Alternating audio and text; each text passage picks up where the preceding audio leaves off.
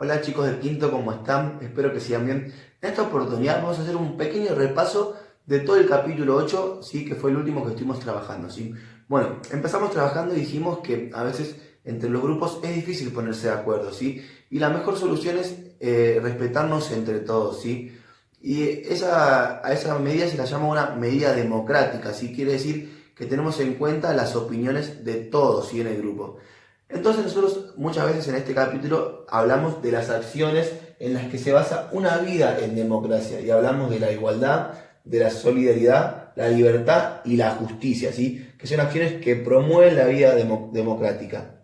Y también hablamos que la democracia tiene ciertos puntos que la ayudan a seguir adelante, ¿sí? Ciertos puntos que favorecen la vida en democracia, que era el diálogo, la búsqueda de acuerdos, la participación activa y comprometida. ¿Qué quiere decir esto? Significa que cuando se está trabajando en grupo, por ejemplo, en un gobierno o en otras circunstancias, el diálogo, la búsqueda de acuerdos, la participación activa y comprometida nos hace reflexionar y nos quiere decir que nosotros tenemos que escuchar a los demás y también poder dialogar si estas personas tienen un punto de vista diferente, ¿sí? Y también nos hace referencia a que nosotros podamos buscar acuerdos de forma pacífica, ¿sí? Aunque una persona opine diferente a nosotros. ¿Qué quiere decir esto? Que la democracia, además de ser un estilo de vida, también es una forma de gobernar. Venimos diciendo que es difícil a veces que una gran cantidad de personas se pongan de acuerdo porque no todas piensan lo mismo, ¿sí? Y venimos trabajando con los valores de la democracia. Entonces, administrar un país no debe ser fácil. Existen temas que involucran a la totalidad de la población de una nación o de un país. Estos temas se llaman temas públicos. Para administrar estos temas públicos se crean diferentes instituciones. El conjunto de estas instituciones se denomina Estado. El Estado se divide en leyes y en el gobierno. Las leyes son las normas que nos dicen lo que podemos y lo que no podemos hacer. Y el gobierno es el conjunto de autoridades que nosotros elegimos, que son los encargados de administrar el país y de hacer cumplir estas leyes. También tenemos nuestra Constitución Nacional, que es la ley suprema. Ninguna ley puede contradecir. La Constitución nos indica cómo es nuestro gobierno y cómo se divide. La Constitución nos indica que nuestro gobierno se divide o se caracteriza por ser representativo, que quiere decir que los ciudadanos, nosotros los ciudadanos, podemos elegir a nuestros representantes que nos van a gobernar, ¿sí? A través del voto. También nos dice que nuestro gobierno es republicano. ¿Qué quiere decir? Que nuestro gobierno se divide en tres niveles de poder: el poder ejecutivo, el poder legislativo y el poder judicial. Y que los gobernantes van a estar en el gobierno, en el poder, por un determinado tiempo, ¿sí? Y también nos dice que es federal, porque también nos indica que los gobernantes nacionales y provinciales se dividen el poder para administrar el país de una forma correcta. Estamos hablando de Argentina, es un país federal, que quiere decir que el poder se distribuye en diferentes niveles de gobierno. Primero tenemos el gobierno nacional, el gobierno provincial y el gobierno municipal. Vamos a ver ahora cada uno de ellos. El primer nivel de gobierno es el gobierno nacional, ¿sí? Que se divide en poder ejecutivo, que tiene como cabeza al presidente, el cual administra el país y es elegido a través del voto. Luego tenemos el poder legislativo, que se divide en Cámara de Diputados y en Cámara de Senadores, que estos senadores y diputados también son elegidos a través del voto. Se encargan de debatir leyes, por ejemplo. Y por último tenemos al Poder Judicial, que está integrado por la Suprema Corte de Justicia, ¿sí? En la cual la integran los jueces que se encargan de hacer cumplir las leyes que se dictan. El otro nivel de gobierno es el nivel de gobierno provincial. El Poder Ejecutivo provincial está a cargo del gobernador, ¿sí? El Poder Legislativo provincial está a cargo de los legisladores provinciales que se encargan de proponer leyes para dichas provincias, ¿sí? Vos recordás que cada provincia es autónoma y tiene su propia constitución. Eso sí, la constitución de cada provincia nunca puede anteponerse a la constitución nacional. Y por último tenemos al Poder Judicial provincial, que está a cargo de la Corte Suprema Provincial y los jueces provinciales que hacen cumplir las leyes provinciales. Por último tenemos el nivel de gobierno municipal. El Poder Ejecutivo es el que administra la intendencia y también soluciona los problemas de los vecinos. Está a cargo del intendente, que es la máxima autoridad del municipio. Luego tenemos el Poder Legislativo, que está a cargo del Consejo de Deliberantes donde se encuentran los concejales, ¿sí?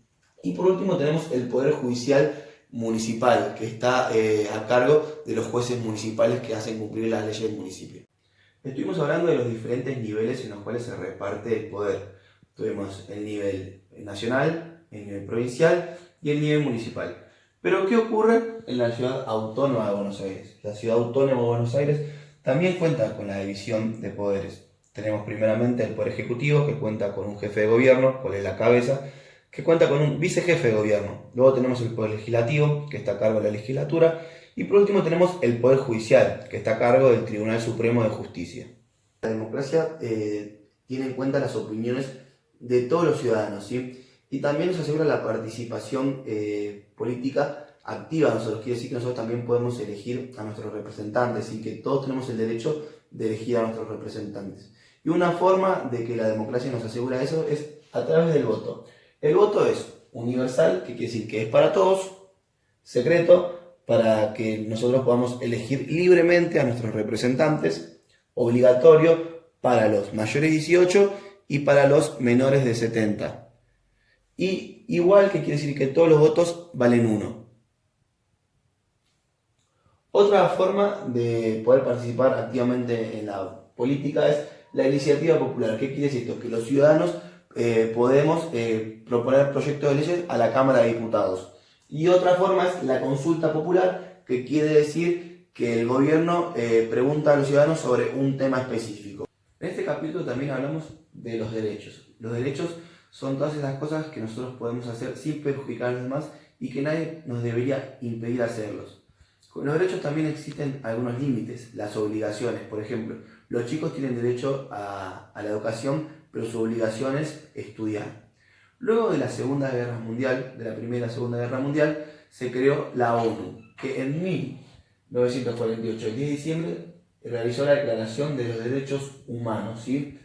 Como hubo tanto violencia y muertes en estos acontecimientos, los países se comprometieron a que esto no volvería a pasar, ¿sí? Entonces crearon la ONU, la Organización de las Naciones Unidas. Esta organización se compromete a establecer a los países firmantes a que no se violen los derechos humanos, ¿sí? Y el Estado es el organismo principal que debe brindar la protección de los derechos humanos, ¿sí? Pero ¿con qué herramientas cuenta el Estado para hacer cumplir estos derechos humanos? Las leyes son las leyes son los que establecen los derechos y también lo que nos hace que podamos quejarnos o reclamar si estos derechos no se cumplen. Y también tenemos las acciones de gobierno, que son las encargadas de que se cumplan estas leyes para que nosotros podamos gozar de nuestros derechos. También hablamos en este capítulo de los derechos de los niños. En 1989 la ONU creó la Convención de los Derechos de los Niños. Es un documento que se firmó que habla que el Estado debe garantizar las condiciones y los cuidados necesarios para que los niños crezcan con una infancia feliz, sanos y libres, ¿sí? Algunos de los derechos de los niños son el derecho a la identidad, a la recreación, a la libertad de expresión, a la educación, a la salud y a la alimentación, ¿sí? ¿Por qué es tan importante los derechos de los niños? Porque cuando los ciudadanos que son menores de 18 años son considerados niños y tienen que tener unos cuidados especiales, ya que son más vulnerables, ¿sí? Así que el Estado debe comprometerse a cuidarlos para que tengan una infancia feliz y crezcan sanos y saludables, ¿sí? Y también los padres son responsables de los niños, pero el Estado también cumple un rol fundamental en esto. Bueno, espero que hayas entendido el repaso y que te haya servido. Nos vemos.